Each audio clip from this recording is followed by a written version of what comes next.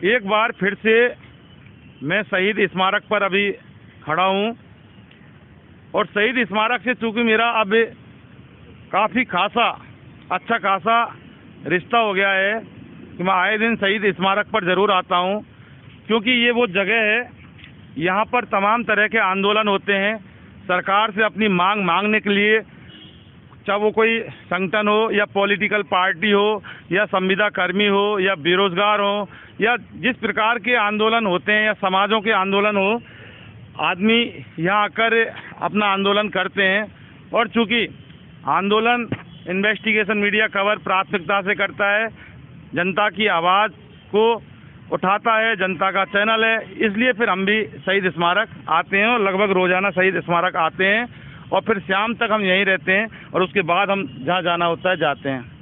आप ये स्क्रीन पर देखें एक बार, मैं मेरे सहयोगी को बोलूँगा दिखाएं, इनके हाथों में कुछ ये पेपर्स हैं। हालांकि आप समझें, मैं आपको बता दूं कि बेरोजगार हैं ये, और ये बेरोजगार यहाँ खड़े हैं तो तख्ती नहीं बोला मैंने बोला सिर्फ ये पेपर, ये खाली पेपर है, तख्ती बैनर नहीं है, क्योंकि तख्ती बैनर वाकई पैसे से बनती हैं और इनके पास इतना पैसा नहीं कि वो तख्तियाँ बनवा ले, बैनर बनवा लें और उसको हाथ में लेके अपना बुलंद आवाज़ करें। बेरोजगारों की मांग करो साकार, सीईटी में 40% करें गहलोत सरकार। सीईटी में 40% नहीं तो कांग्रेस सरकार को वोट नहीं। और ये सारी चीज़ें इसके अंदर, ये 2 प्रकार की इनकी नारे हैं जिन्होंने सारे लोगों ने लगा रखा है। सवाल ये कि आखिर इनकी क्या मांग है और सरकार से क्यों ये नाराज़ हैं और कांग्रेस सरकार को क्यों इन्होंने वोट नहीं देने का मानस बना लिया है। क्योंकि कांग्रेस सरकार एक जनता की सरकार है, अच्छी सरकार है, और अभी राहत महंगाई कैंप चल रहा है और खुले हाथों से, क्योंकि अशोक गहलोत कहते हैं कि आप मांगते मांगते थक जाओगे, लेकिन मैं देता देता नहीं थकूंगा।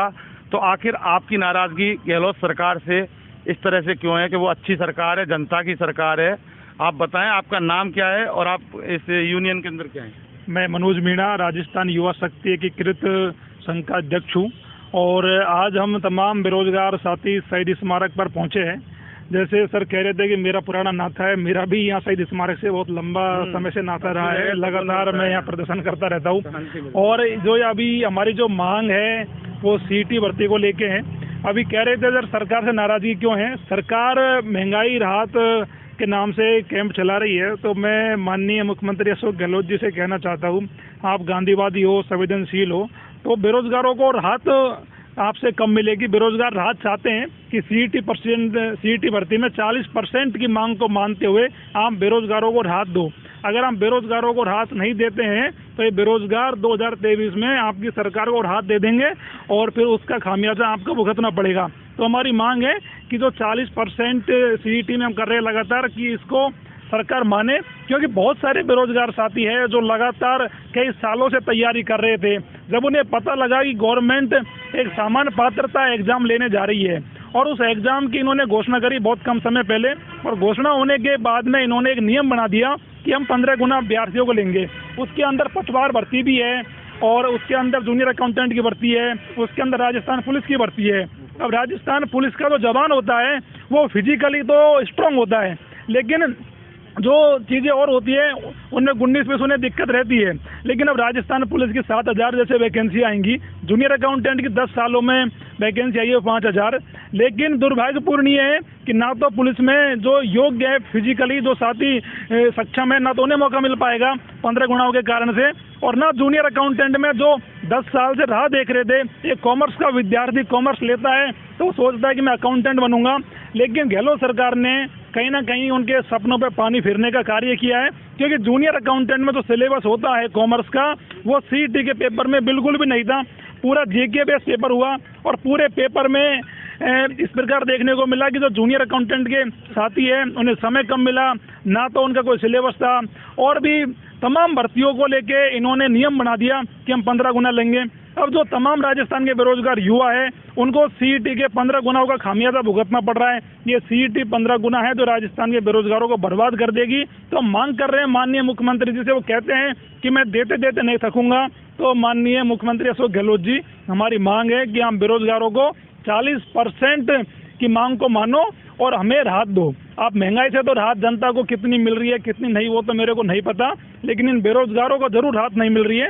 ये लगातार परेशान है। आप इस गर्मी में देख लो, इतनी तपती धूप में यहाँ बेरोजगार साथी मेरे साथ बैठे हैं और आप खुद को गांधीवादी का अपने एक तगमा दे रखा है कि मैं गांधीवादी हूँ। तो आप गांधीवादी हो तो आप हमसे मिलिए और इस हमारी मांग पे आप संज्ञान लेते हुए राजस्थान के तमाम युवाओं को 40% की मांग में आप इनको राहत दीजिए और 40% का जो मांग कर रहे हैं उसको चीज़ को लेकर आप पॉजिटिव होकर हमारा साथ दें। देखिए, अभी इन्होंने कहा कि सरकार हमें राहत दे, नहीं सरकार को हम राहत देंगे। आप सरकार अगर आपको राहत नहीं देती है तो किस तरह से आप सरकार को राहत देंगे, बताएं। आपका नाम बताएं। सरकार को राहत देंगे, वोट नहीं देंगे। सीट में 40% नहीं तो वोट नहीं, है ना। हाँ, विरोध करेंगे सरकार का। विरोध करेंगे, बिल्कुल विरोध करेंगे। फिर कौन सी सरकार लेके आएंगे? बीजेपी वाली? नहीं, वो तो देखेंगे बाद में भी। बाद में देखेंगे, वो बाद में देखेंगे। देखिए, बहुत बड़ी बात कह दी है इन्होंने कि अगर सरकार इनको राहत नहीं देती है तो ये सरकार को किस तरह से राहत देंगे कि ये सरकार को वोट नहीं देंगे और अपनी दिखा देंगे। और इन्होंने साफ मानस बना लिया है। पायलट साहब ने 15 दिन पहले जनसुनवाई करी थी, वो 30 तारीख का अल्टीमेटम दिया था बेरोजगार के लिए ऐसे वैसे।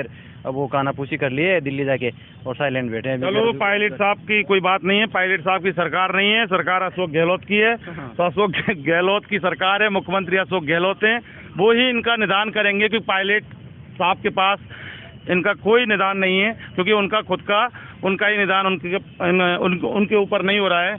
आप बताएं कि इतनी गर्मी में आप जहाँ झुलस रहे हैं, सरकार आप आंदोलन की जो आपकी जो रणनीति है क्या इसी तरह से रहेगी? कि आपको नहीं लगता कि अगर सरकार कोई बात नहीं मानती तो फिर आपको कुछ अपनी रणनीति बदल देनी चाहिए? सरकार ऐसा दोगलापन क्यों करती है कि यही सरकार हरियाणा के अंदर है, कांग्रेस की सरकार नहीं है, वहाँ पे बीजेपी की सरकार है। और वहाँ पे कांग्रेस के सीएम रह चुके, पूर्व सीएम रह चुके दीपेंद्र हुड्डा जी बोल रहे हैं कि सीईटी के अंदर युवाओं को लिया जाए। और यहाँ पे राजस्थान में कांग्रेस की सरकार होने के बावजूद यहाँ पे नहीं लिया जा रहा। ये ऐसा दोगलापन का काम क्यों है भाई? जब वहाँ पे वो मांग कर रहे हैं तो यहाँ पे उस चीज़ को भी तो लागू करना चाहिए ना उनको। ये चीज़ यहाँ पे लागू क्यों नहीं कर रहे? वो लागू नहीं कर रहे। कर देंगे क्या? करना पड़ेगा सर, करना पड़ेगा, नहीं तो सरकार करवा लेंगे। 30,000 कॉमर्स स्टूडेंट है सर, खूब फर्क पड़ता है 30,000 से, ऐसा कुछ ही नहीं है। कॉमर्स वाले ये जरूर है कि दब के बैठे हैं चुपचाप। नहीं करती है सरकार तो अब करवा लो। आज के बाद में सर कॉमर्स वाले भी इकट्ठा होंगे, जरूर होंगे सर, क्यों नहीं होंगे? सभी होंगे। हाँ, सब इकट्ठा होंगे सर। अब की बार बताएंगे कि मतलब ये जो चल रहा है ना वो ज्यादा दिन तक नहीं चलेगा सर। चुनावी साल है, सरकार को सुननी चाहिए सर बेरोजगारी की बातें। देखिए, वाकई चुनावी साल है, सरकार को बेरोजगारों की भी सुननी चाहिए, हर समाज की तबके की सुननी चाहिए, क्योंकि ये जो जनता है ये सरकार की जनता है। और चूंकि ये जनता ने सरकार को अपना मुखिया बनाया है, इनकी मांग है कि सीईटी में 40% करें गहलोत सरकार। और जिस तरह से इनको भरोसा भी है कि गहलोत सरकार कर देगी। और चूंकि नाराज़गी होना जाहिर सी बात है कि कोई अगर बात नहीं मानता तो नाराज़ ये जरूरी होती है और ये मानवीय एक सिस्टम का एक हिस्सा है।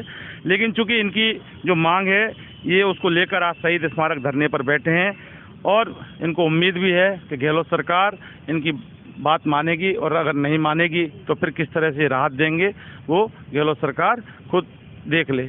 इन्वेस्टिगेशन मीडिया के लिए शहीद स्मारक से मतीस के साथ मैं जितेंद्र शर्मा।